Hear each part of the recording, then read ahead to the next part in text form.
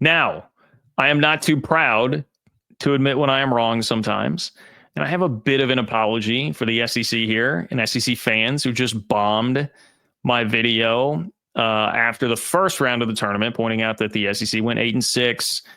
Bottom of the league didn't perform all that well. I didn't think that they deserved special treatment. And I don't think I was totally wrong. But I think everybody's perception of what I said, and certainly the way that you kind of have to market the video with the headlines, is worthy of an apology, being like, hey, I mean, the SEC wound up with 2 teams in the Final Four, half the Final Four.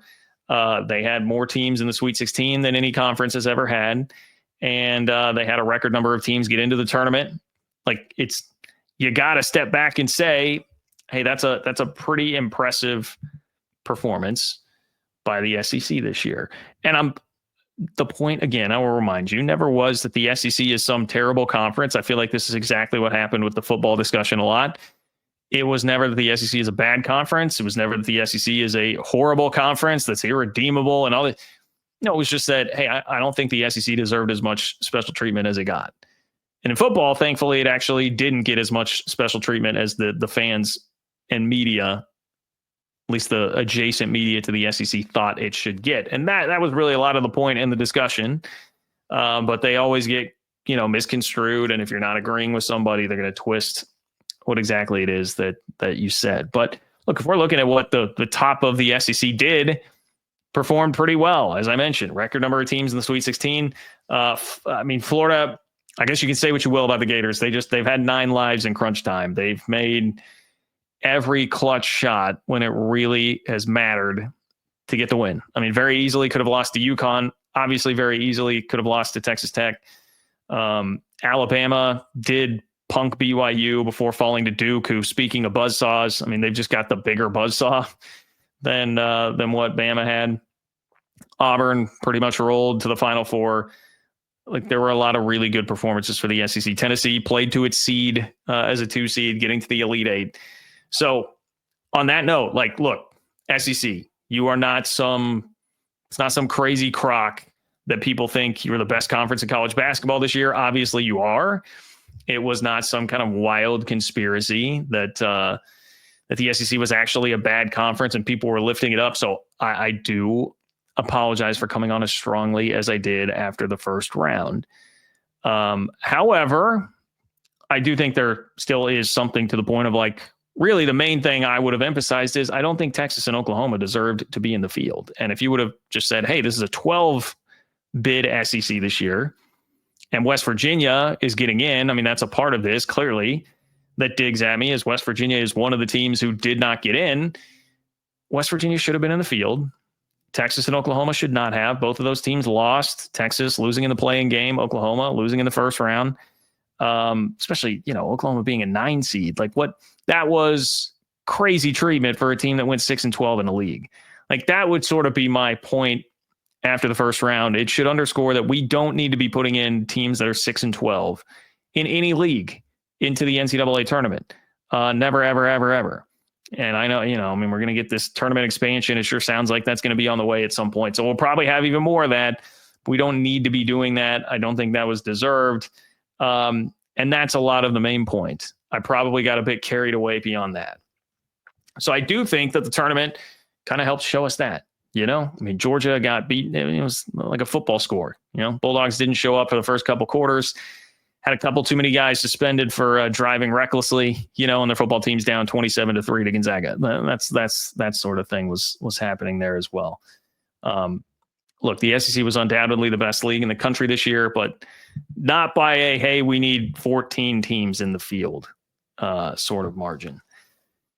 Now, again, I will still come back and say some of this too is like, look how thin the margins are, because how differently would we be talking about the SEC's performance had Texas Tech just not puked away a 9-point lead with 3 minutes left? Had Darian Williams hit the front end of a 1-and-1, an 84% free throw shooter hit the front end of a 1-and-1 that went in and out. Like, that's the game. That's the game right there. And if that happens, you've got Tech and Houston both in the Final Four. You've got the Big 12 clubbing Tennessee and then upsetting Florida with a 3-seed Texas Tech team that like nobody nationally was really talking about this year. That was discussed on the broadcast quite a bit. Like they really flew under the radar, and a team that, by the way, looked terrible against Arkansas for about 75 to 80% of the game. That would have totally changed how we'd be viewing this right now. The SEC would be taking a bunch of crap if that had happened right now. And then you'd be turning around and saying, well, I mean, how much does that Sweet 16 number really mean? Because you just got pumped full of so many teams that made it into the tournament in the first place with 14. You got more lotto tickets to try and get somebody there. It would have also, I believe that would have given the Big 12 an edge over the SEC in tournament wins, and like head-to-head tournament wins there. Like that would have been something that flips that discussion totally on its head, and people would be really exalting the Big 12 here for what it did as a league, and turning back on the SEC and being like, well, actually, this seems like it was perhaps a bit of an overrated run, pending what happens with the national championship too. Like, I do realize that some of this discussion is like, this is just how the content game works, right? We can't wait until the national championship game is totally over to have any of these discussions. No, the content machine needs feeding.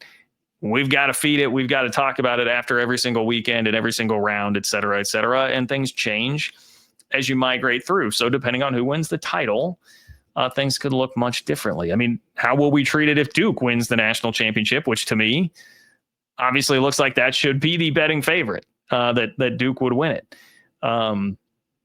So it's just, this is kind of the sport that we have. It's what makes the NCAA tournament arguably the greatest entity, the greatest event going on in sports, because everything in the sport is judged by what you do in the NCAA tournament. Guys get jobs all the time for a run or two here or there in the tournament that, perhaps are a bit out over their skis. It's just, we put so much emphasis on the tournament, right or wrong, that's how we will ultimately judge everything. And when you do that, you're going to have a lot of these games that are just that close, and who makes one or two plays in a clutch moment like that will totally tilt a narrative, totally tilt a discussion.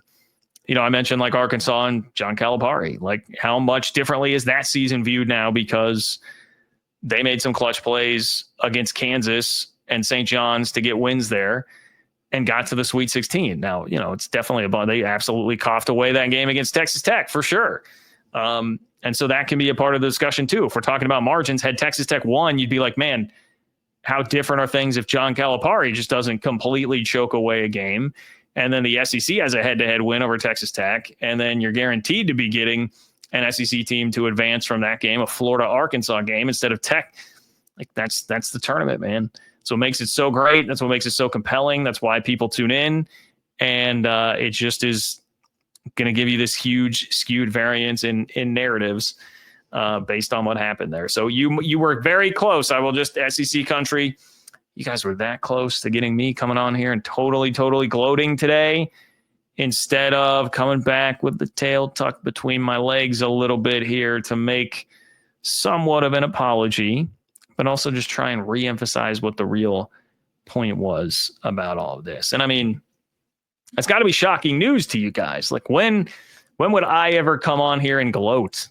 When would I ever come on here and gloat about anything? I am merely a very humble messenger for the Big 12 that would never gloat or talk down on anybody. Never, ever, ever, ever. But it was close to happening because that's how impressive Texas Tech's performance was there for a hot minute.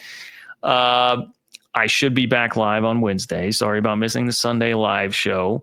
But like the video, subscribe to the channel, subscribe to the Open for Business Big 12 newsletter at ofbnews.com. I appreciate everybody that does do that. If you want to support the work that I'm doing, that is the way to do it. So thank you all for being here, and I will talk to you very soon.